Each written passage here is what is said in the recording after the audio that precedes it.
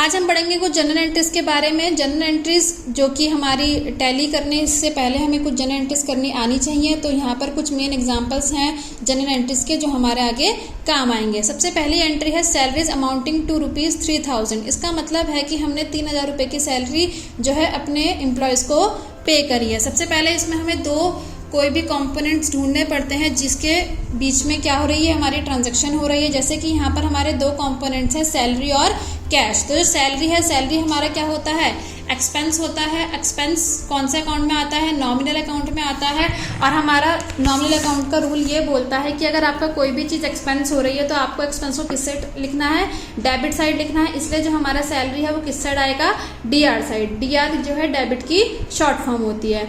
Next, salary पे हम कर रहे हैं तो हम किसकी इन्वॉल्वमेंट होगी, कैश की इन्वॉल्वमेंट होगी। कैश हमारी कंपनी के लिए क्या होता है, एसेट्स होता है। एसेट्स कौन से अकाउंट में आता है, रियल अकाउंट में आता है। और रियल अकाउंट का रूल ये बोलता है कि अगर आपके पास कोई भी चीज़ जा रही है, आउट हो रही है, तो आपको उसको किस साइड पर लिखना होता है, क्रेडिट साइड पर। तो इसलिए जो हमारा कैश है वो किस साइड पर आएगा, क्रेडिट साइड पर आएगा। क्रेडिट की शॉर्ट फॉर्म होती है CR। तो हमें पता लग गया है कि डेबिट साइड पर क्या आने वाला है, क्रेडिट साइड पर आने वाला है। तो कुछ इस तरीके से जनरल एंट्री बनती है। सबसे पहले हमारा जो डेबिट में आता है हम उसका नाम लिखते हैं salary account, debit, then amount. Then जो भी चीज़ हमारी क्रेडिट साइड पर आती है उसके आगे 2 लगता है, तो 2 कैश अकाउंट और अमाउंट आ जाएगी यहाँ पर 3000। ये जो हमने बनाया है यही हमारी क्या होती है, जनरल एंट्री। यही हमारा पूरे टैली प्राइम का बेस होता है। सेकेंड एग्जाम्पल लेंगे हम, पेड इनटू करंट अकाउंट ₹4000। इसका मतलब है कि हमने अपने बैंक अकाउंट में कुछ पैसा जमा करा है। हम क्या लेंगे, करंट अकाउंट लेंगे और एक तरफ लेंगे हम कैश, क्योंकि हमने बैंक अकाउंट ओपन करा है तो ये हमारा बैंक अकाउंट का नाम हो गया। और हमने बैंक अकाउंट में क्या जमा करा है, कैश जमा करा है, तो इसलिए एक साइड पर कैश है। करंट अकाउंट हमारे बिजनेस के लिए हमारी एसेट्स होती है। एसेट्स कौन से अकाउंट में आता है, रियल अकाउंट में। रियल अकाउंट ये बोलता है कि कोई भी चीज़ आपके पास अगर आ रही है तो वो क्या होगा, डेबिट होगा। इसलिए इन डेबिट और करंट अकाउंट हमारा किस में आ जाएगा, डेबिट में। यहाँ पर हम दूसरी साइड बात करेंगे कैश की, तो कैश भी हमारे बिजनेस के लिए क्या होता है, एसेट्स होता है। एसेट्स कौन से अकाउंट में आते हैं, रियल अकाउंट में। रियल अकाउंट का रूल ये बोलता है कि जब भी आपके पास से कोई चीज़ जा रही है तो आपको उसको किस साइड पर लिखना है, क्रेडिट साइड पर लिखना है। इसलिए हमारा कैश भी किस साइड आएगा, क्रेडिट साइड पर।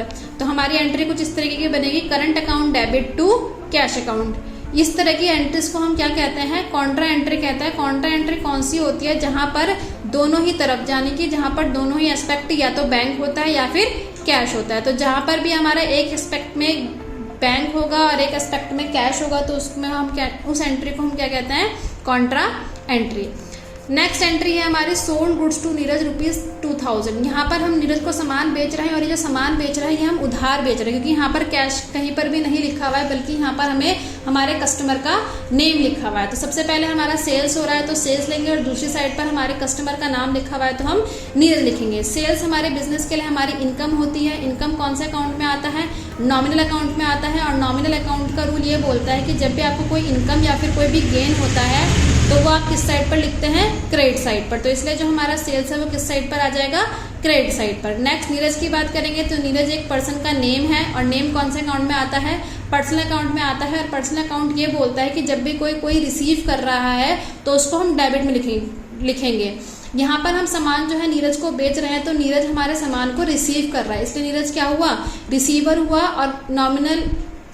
और पर्सनल अकाउंट ये बोलता है कि जब भी आपका कोई रिसीवर होता है तो उसको हमें किस साइड पर लिखना होता है, डेबिट साइड पर। इसलिए जो हमारा नीरज है वो किस साइड पर आएगा, डेबिट साइड पर। यहाँ पर हमारी एंट्री तैयार हो गई। एंट्री कुछ इस तरीके से होगी, Neeraj account debit to sales account. Next है गुड्स रिटर्न बाय नीरज। अब ये एंट्री है हमारी सेल्स रिटर्न की। इसका मतलब ये हुआ कि हमने अभी जो नीरज को सामान बेचा था उसमें से कुछ सामान क्या आ चुका है, वापस आ चुका है। तो जब हमारा कुछ सामान वापस आएगा तो एक तरफ आएगा सेल्स रिटर्न और एक तरफ आएगा हमारे कस्टमर का नेम।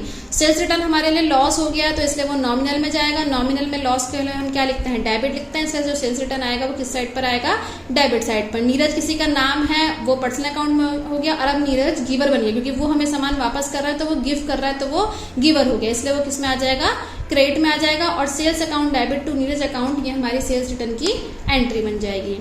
नेक्स्ट है गुड्स सोल्ड फॉर कैश। अब यहाँ पर क्या हुआ है कि जो हमने सामान बेचा है वो किस में बेचा है, पैसों में बेचा है। तो इसलिए यहाँ पर जो सेल्स है वो हमारे लिए क्या हो जाएगी, इनकम हो जाएगी। इनकम हमारा नॉमिनल में आता है। नॉमिनल में इनकम के लिए कौन सी साइड दी गई है, क्रेडिट साइड दी गई है। और दूसरी बात करें हम कैश की, तो कैश हमारा एसेट्स है। एसेट्स कौन से अकाउंट में आता है? रियल अकाउंट में आता है।